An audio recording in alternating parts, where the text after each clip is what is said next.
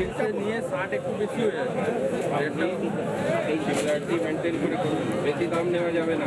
সরকারি যেটা দাম ধার্য করা হয়েছে সেই দামে বিক্রি করতে হবে। এটা সারা পশ্চিমবঙ্গ জুড়ে আজকে চলছে। বর্ষাকালীন সবজি ক্রমশ মধ্যবিত্ত থেকে গরিব মানুষের নাগালের বাইরে যাচ্ছে। সবজির ক্ষেত্রে দেখা যাচ্ছে কালোবাজারি হচ্ছে। সেই কালোবাজারি রুখতে ইতিমধ্যে অভিযান শুরু করেছেন ঝাড়গ্রামের বিধায়ক লক্ষ্মীকান্ত সাউ। জেলা পুলিশকে সঙ্গে নিয়ে তিনি ঝাড়গ্রাম যে সবজি মার্কেট রয়েছে, রেল সবজি মার্কেট, সেই সবজি মার্কেটে তিনি সকাল থেকেই দেখা যাচ্ছে অভিযান চালাচ্ছেন। জেলা পুলিশকে সাথে নিয়ে ঝাড়গ্রামের এসডিপিও, ঝাড়গ্রামের আইসিও সঙ্গে রয়েছেন। যদি সবজির দাম কমে তাহলে সাধারণ মানুষের সুরাহা হবে।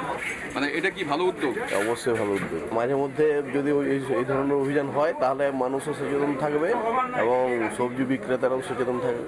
কোনো আমলা থাকবে না, আমলার কোনো এখানে স্থান নেই। এই সরকার মানুষের সরকার, মানুষের জন্য। আমরা সেই জন্য এখানে এসেছি এবং ভোরবেলা এসে সবার সাথে কথা বলা হচ্ছে। লাগাতার এই অভিযান কি জারি থাকবে? নিয়মিতভাবে চলবে।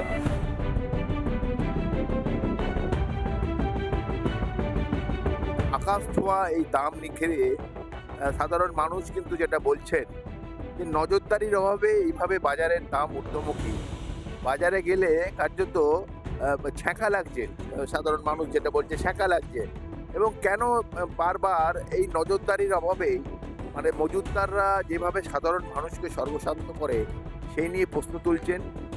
আজকে সকাল থেকে দুর্গাপুরের বাজারে কার্যত হানা দেয় এনফোর্সমেন্ট ডিপার্টমেন্টের যারা আধিকারিক, তারা সঙ্গে ছিলেন দুর্গাপুরের ডেপুটি ম্যাজিস্ট্রেট, এসিপি।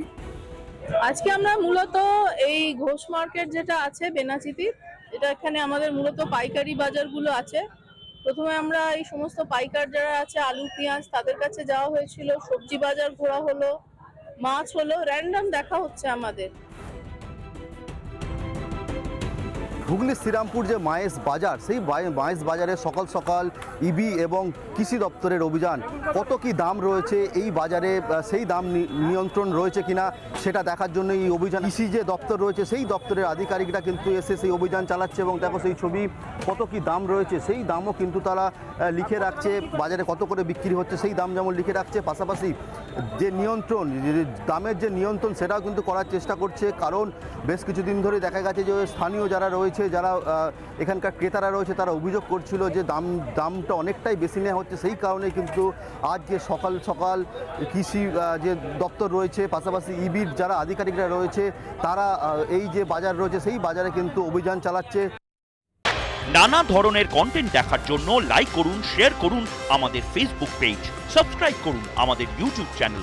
পাশাপাশি অন্যান্য ব্রেকিং নিউজের জন্য অবশ্যই চোখ রাখুন রিপাবলিক বাংলায়।